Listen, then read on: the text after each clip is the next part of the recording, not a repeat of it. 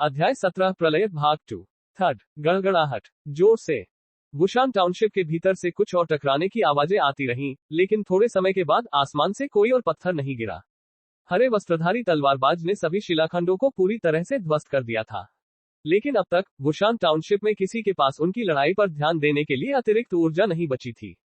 Lord hog, वुशान township की हालत खराब है। तभी लॉर्ड हॉग, क्या गलत? हिलमैन जागीर में घुस गया। जैसे ही वह शहर की स्थिति पर रिपोर्ट करना शुरू कर रहा था, उसने देखा कि हॉग वहां अचंभित खड़ा था, एक भी आवाज नहीं कर रहा था। हॉग का शरीर कांप उठा। तभी उन्होंने अपनी सामान्य क्षमताएं पुनः प्राप्त की। लिनली, हॉग आश्चर्यजनक गति से गोदाम की ओर हिंसक रूप से आगे बढ़ा। यह देखकर हिलमैन ने अनुमान लगाया कि क्या हुआ था और तुरंत हॉग के पीछे चल दिया। तोड़ो। हॉग के पहुंचने से पहले हीरी, लिनली और वॉटन को ढकने वाला मलबा अलग हो गया था। गृहस्वामी हीरी मलबे के भीतर से उठ खड़ा हुआ। अंकल हीरी, क्या स्थिति है? हॉग की आवाज कांप रही थी। साथ ही उन्होंने झुके हुए शरीरों को घूर कर देखा। सबसे पहले उसने लिनली को देखा, जिसका सिर खून से लथपथ था। खून का दृश्य आंखों को इतना चुभ रहा था कि हॉग को लगा कि उसका सिर धुंधला हो गया है और उसका शरीर हिल गया, लगभग गिरने लगा। अब तक लिनली का शरीर अभी भी जमीन से ऊंचा था, क्योंकि वह पुशअप स्थिति में अपनी मुट्ठियों का उपयोग कर रहा था ताकि वॉटन को कुचल न सके। पिता, नीचे से एक युवा आवाज निकली। वॉटन धीरे धीरे लिनली के नीचे से रेंगकर बाहर निकला। उसका शरीर छोटा था और उसे लिनली ने पूरी तरह से ढक दिया था, इसलिए उसे किसी भी तरह की चोट का अनुभव नहीं हुआ। बड़े भाई, क्या गलत है? वॉटन ने लिनली के शरीर को खींचा। लिनली, हॉग की आवाज कांप रही थी। हाउसकीपर हीरी ने बगल से कहा, मैं अभी भी थोड़ा धीमा था। वहां मलबे का एक टुकड़ा था जिसे मैं रोकने में कामयाब रहा, लेकिन इससे पहले कि वह युवा मास्टर लिनली के सिर में जा लगे। हालांकि मेरा मानना है कि प्रहार बहुत भारी नहीं होना चाहिए था। मैं ठीक हूँ। धीमी कर्कश आवाज। लिनली ने खुद को अपना सिर ऊपर उठाने और हॉग को घूरने के लिए मजबूर किया और एक कमजोर मुस्कान का प्रबंधन किया। इस समय लिनली की मुस्कान देखकर हॉग के आंसू छलक पड़े। लिनली ने अपना शरीर सीधा किया और बैठ गया।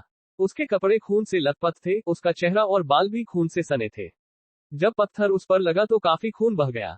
उस समय लिनली को भी थोड़ा चक्कर आ रहा था। अभी भी अपने पिता की ओर घूरते हुए लिनली ने कमजोर, धीमी आवाज में कहा, पिताजी, आप रो रहे हैं। मैं ठीक हूँ। हॉग के चेहरे पर एक उत्साहित मुस्कान दिखाई दी। वॉटन, आप पहले दरवाजे पर क्यों थे? लिनली ने अपने छोटे भाई का सिर रगड़ा और फटकारते हुए कहा। वॉटन को भी पता था कि उसने गलती की है। उसने अपना सिर नीचे करते हुए कहा, बड़े भाई, मुझे क्षमा करें। हाउस टेकर हीरी ने किनारे से कहा, यह मेरी गलती थी। यह आपदा बहुत अचानक आई और जैसे ही मैं वॉटन को गोदाम में ले गया, मैंने युवा मास्टर लिनली को बड़े खतरे में देखा, इसलिए मैं तुरंत उसकी मदद के लिए आगे बढ़ा। मैंने कल्पना भी नहीं की थी कि उसी क्षण एक विशाल शिला गोदाम की ओर चली जाएगी। यह मेरी गलती थी। गड़गड़ाहट। अचानक एक बड़े झटके से धरती हिल गई।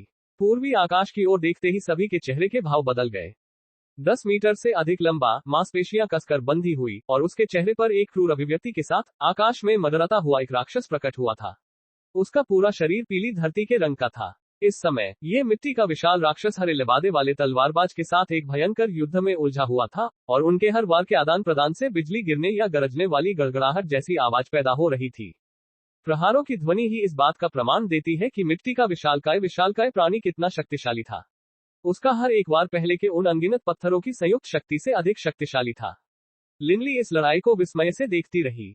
इस मिट्टी के विशाल को भूरे वस्त्र वाले जादूगर के जादू से बनाया गया होगा।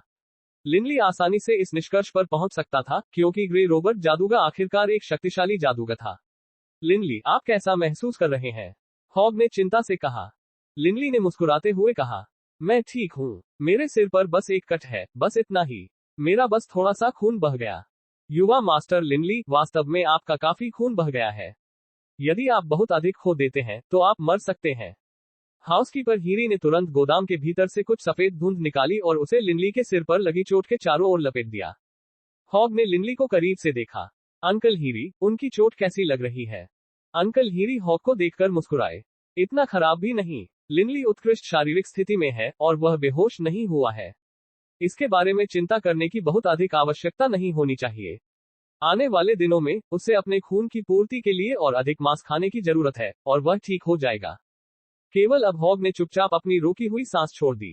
तभी जब उसने लिनली को वॉटन की रक्षा के लिए आगे आते देखा तो हॉग सचमुच मूर्खतापूर्ण ढंग से डर गया था। वह सचमुच भयभीत हो गया था कि उसके बेटे भी इसी तरह मर गए होंगे। गहरी सांस लेने के बाद हॉग ने हिलमैन की ओर देखा। सही है, हिलमैन, आप बस ये कह रहे थे कि बुशान टाउनशिप की हालत खराब थी। इसका आकार कितना खराब है? हिलमैन ने अपना चेहरा उदास करते हुए कहा, मैं सटीक रूप से नहीं कह सकता कि स्थिति कितनी खराब है, लेकिन मैं जो देख सकता था उससे पता चला कि कुछ लोग मर गए होंगे और कई घायल हो गए थे या अपंग हो गए थे। यह आपदा बहुत जल्दी आई। भले ही मैंने सभी को छिपने के लिए चिल्लाया, लेकिन कई लोगों को अपने तहखानों में खुद को बंद करने का मौका नहीं मिला। ये सचमुच बहुत तेजी से आया। हॉग ने पूर्वी आकाश की ओर देखने के लिए अपना सिर घुमाया। संत स्तर के लड़ाके बुशान टाउनशिप के लोगों की तुलना में बिल्कुल अलग स्तर पर थे। एक संत स्तर का लड़ाका हाथ हिलाकर पूरे शहर को मिटा सकता है। इससे पहले पत्थरों की बारिश और हरे वस्त्रधारी व्यक्ति द्वारा उक्त पत्थरों को नष्ट करना इन दोनों लड़ाकों की शुरुआती चाल के अलावा कुछ नहीं था। लेकिन उन प्रारंभिक परीक्षण प्रहारों के दुष्प्रभाव भी वुशान टाउनशिप में भारी तबाही मचाने के लिए पर्याप्त थे। 10वीं श्रेणी का पौराणिक पृथ्वी शैली मंत्र, एक निषिद्ध मंत्र, पृथ्वी तत्व विश्व रक्षक। इस विश्व रक्षक की शक्ति अत्यंत भयानक है। इसे पृथ्वी शैली के जादूगर के लिए उपलब्ध सबसे शक्तिशाली आक्रामक मंत्र माना जाता है। मिट्टी के विशालकाय को घूरते हुए बोलते समय हॉग का चेहरा ठंडा हो गया था। हॉग ड्रैगनब्लड वॉरियर कबीले का सदस्य था। हालांकि ड्रैगनब्लड वॉरियर कबीले को कठिन समय का सामना करना पड़ा था, लेकिन उनके 5000 साल के इतिहास का मतलब था कि उनके परिवार के अभिलेखागार में इतिहास के सबसे शक्तिशाली लोगों द्वारा इस्तेमाल किए गए सभी सबसे शक्तिशाली जादुई हमलों के बारे में जानकारी थी। हॉग स्वाभाविक रूप से एक नजर में बता सकते थे कि क्या हो रहा था। 10वीं श्रेणी का एक मंत्र। लिनली ने गहरी सांस ली। लिनली बुरी तरह चाहती थी कि एक दिन वह भी ब्लैक ड्रैगन की सवारी करे और 10वीं श्रेणी के सर्वनाशकारी मंत्रों का उपयोग करे। उनके विचार स्वाभाविक रूप से जादुई परीक्षण और भर्ती कार्यक्रम की ओर मुड़ गए। परीक्षा केवल राजधानी में शरद ऋतु में आयोजित की जाएगी। अभी भी आधा साल बाकी है। अपने दिल की गहराइयों से लिनली आधे साल में जादुई क्षमता परीक्षा का बेसब्री से इंतजार कर रहा था।